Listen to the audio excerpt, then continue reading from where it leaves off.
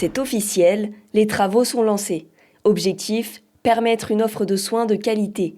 Le centre hospitalier de Chaumont va bientôt se doter d'un tout nouveau visage avec des travaux de reconstruction.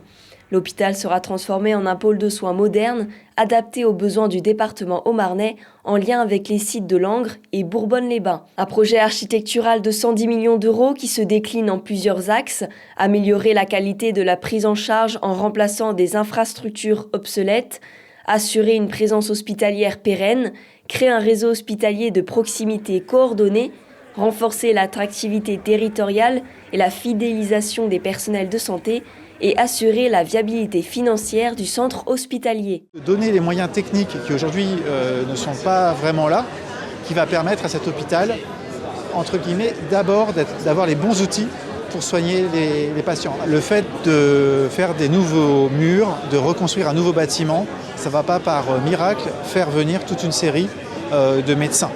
En tout cas, pas directement, pas automatiquement. Ce dont on est sûr, en revanche, c'est que si on laisse les bâtiments et l'ensemble du bâtiment se dégrader, que ce soit d'ailleurs sur Chaumont, Langres ou Bourbonne-les-Bains, on va aller vers une difficulté de plus en plus forte pour recruter les professionnels médicaux ou paramédicaux.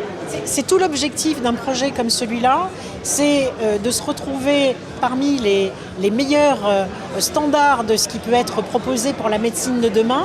La médecine de demain, c'est une médecine qui peut se jouer sur place dans un hôpital, mais aussi en lien parce qu'avec le développement de la télémédecine, c'est un enjeu formidable. C'est aussi la possibilité d'accueillir des médecins des autres hôpitaux, mais c'est aussi surtout pour nous en milieu rural, la volonté de vouloir en faire une vitrine pour des médecins juniors, pour des futurs médecins qui vont vraisemblablement considérer que grâce à une médecine de proximité, médecine polyvalente, médecine des urgences, une médecine de spécialité, ici, réaliser un début de parcours et peut-être, qui sait, rester s'installer dans notre département.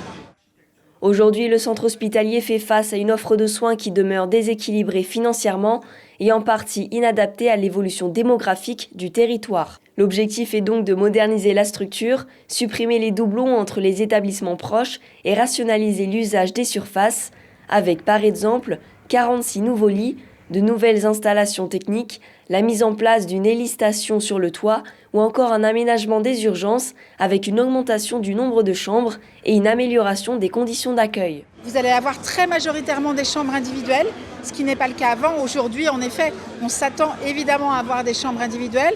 Donc ça, c'est évidemment un point majeur. Une offre de médecine aussi renforcée, avec aussi de l'endoscopie, avec un plateau chirurgical évidemment complet, qui permet de pouvoir offrir l'ensemble des services. C'est le partenariat entre l'État et les collectivités qui a permis la concrétisation d'un projet historique pour le département. Je l'ai dit aussi dans mon discours, la santé c'est la priorité des Français, c'est évidemment la priorité des Hauts-Marnais. On doit répondre aux attentes, aux inquiétudes parfois des Hauts-Marnais. Et à travers ce projet, j'espère qu'on va pouvoir les rassurer et leur apporter la meilleure prise en charge possible. Ce projet a toutefois des opposants comme l'association Égalité Santé qui a réalisé plusieurs actions afin de montrer leur opposition au projet de réorganisation hospitalière. Les travaux se dérouleront en 3 phases. La première commencera en mars 2026 avec la démolition d'une aile de l'hôpital pour dégager l'emplacement du nouveau. La seconde phase concerne la construction du nouvel établissement en novembre 2026 avec une mise en service prévue en 2029.